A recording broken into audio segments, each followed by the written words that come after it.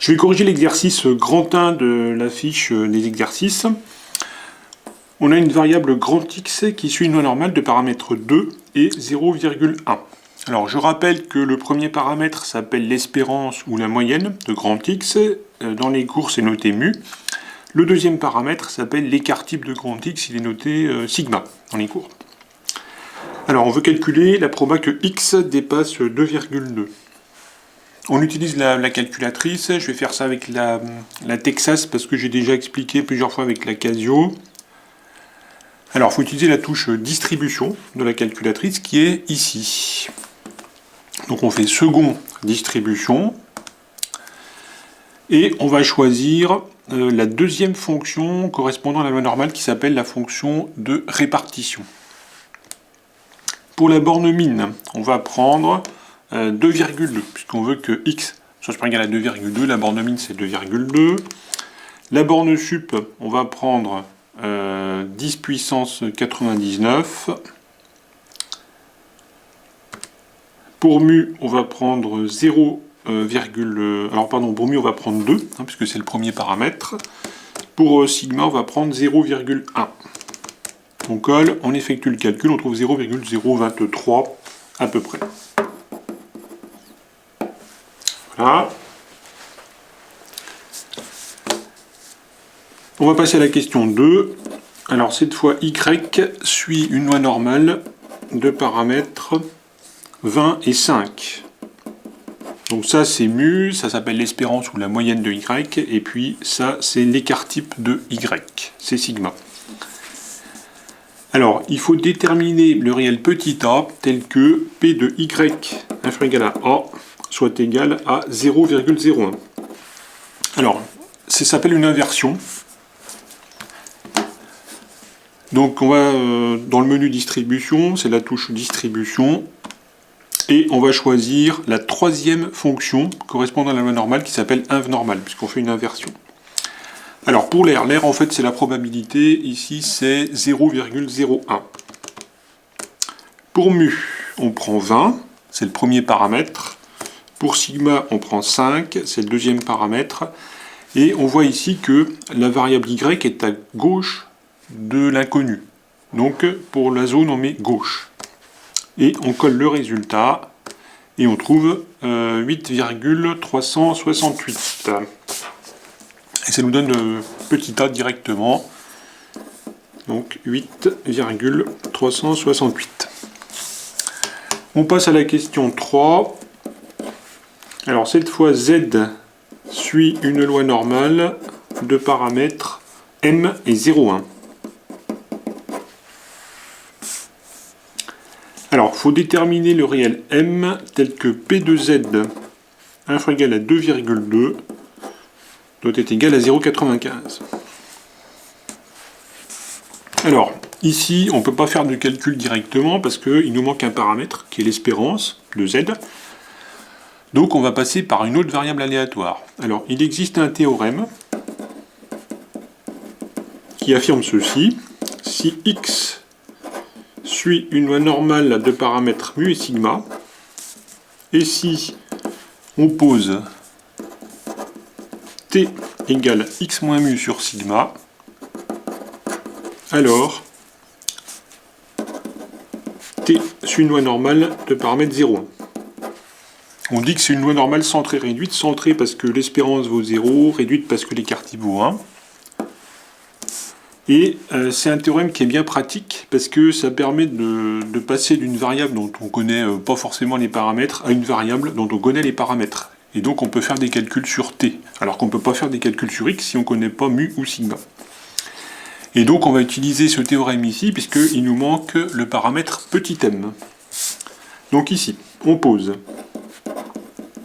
t égale, alors c'est x moins mu sur sigma, donc ici x c'est z dans cet exemple, moins mu c'est le premier paramètre, donc c'est m, sur sigma c'est 0,1.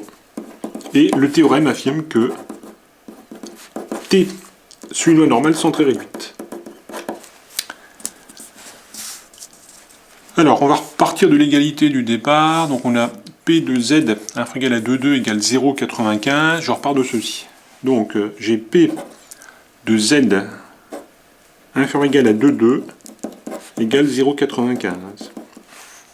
Alors, on va faire apparaître la variable t, donc je vais enlever m, et je vais diviser par 0,1. Donc ça s'écrit p de z moins m sur 0,1 est plus petit que 2,2 moins m sur 0,1. Alors, cette inégalité-là et cette inégalité-là sont équivalentes, et donc elles représentent le même événement. Cet événement-là est égal à cet événement-là, donc leurs probas sont les mêmes. Et donc la proba de cet événement-là, c'est aussi 0,95. Donc là, j'ai 0,95.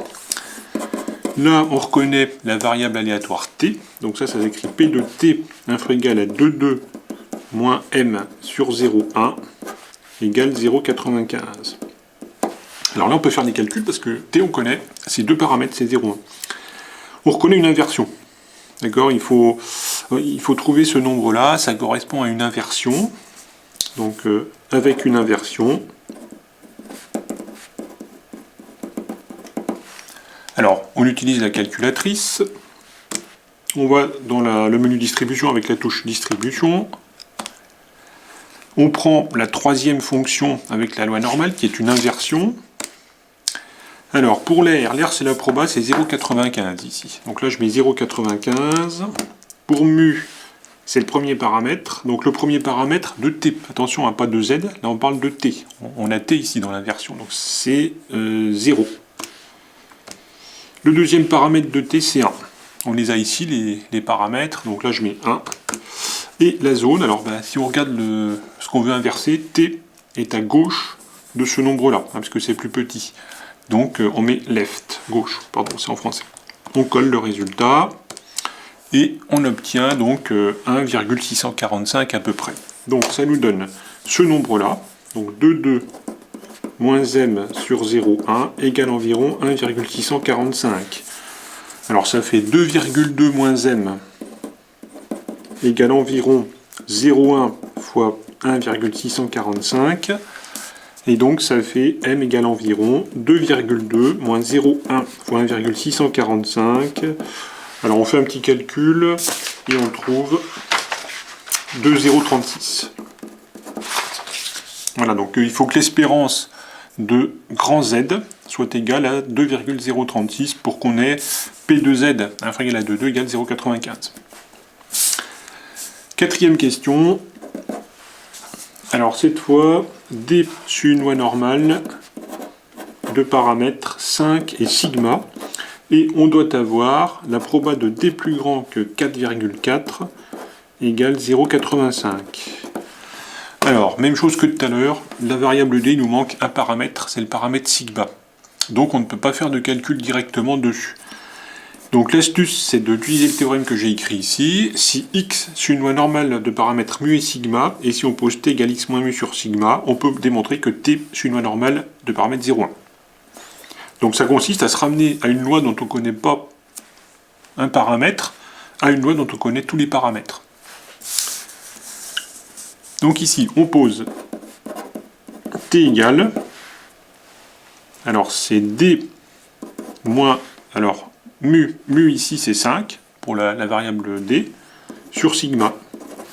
Et on peut démontrer que dans tous les cas, t c'est une loi normale centrée réduite, donc le paramètre 0,1. On repart de cette inégalité-là, p de d plus grand que 4,4 est égal à 0,85. On va faire apparaître t. Alors, je vais donc enlever 5 et diviser par sigma. Donc ça s'écrit p de d moins 5 sur sigma, plus grand que 4,4 moins 5 sur sigma. Ces deux inégalités-là sont équivalentes, donc elles représentent le même événement. Cet événement-là, c'est aussi cet événement-là. Donc les probas sont toujours les mêmes. Donc là, j'ai 0,85. Donc ça s'écrit p de t plus grand que 4,4 moins 5, donc ça fait moins 0,6 sur sigma, égale 0,85. Alors il nous faut cette chose-là, c'est une inversion. Donc on utilise la calculatrice pour inverser, donc avec une inversion, on fait ça donc avec la calculatrice. Donc second distribution, donc là je choisis la fonction inv normale, L'air c'est la proba, ici c'est 0,85. Mu, bah c'est 0, sigma c'est 1. Alors attention, là on travaille sur la variable t et pas sur la variable d de départ. Hein. On ne travaille pas sur cette variable-là, on travaille sur celle-ci. Donc les paramètres c'est 0, 1. Ensuite, t, on voit que c'est plus grand que moins 0,6 sur sigma, donc t est à droite. Hein, même si ici c'est à gauche, en fait comme c'est plus grand, c'est à droite. Donc là on prend droite, et puis on fait le calcul, et on trouve moins 1,036. Donc ça veut dire que ce nombre-là, moins 0,6 sur sigma, c'est environ moins 1,036. Donc sigma, c'est environ 0,6 sur 1,036, ce qui nous donne sigma égale environ, alors ça fait 0,579.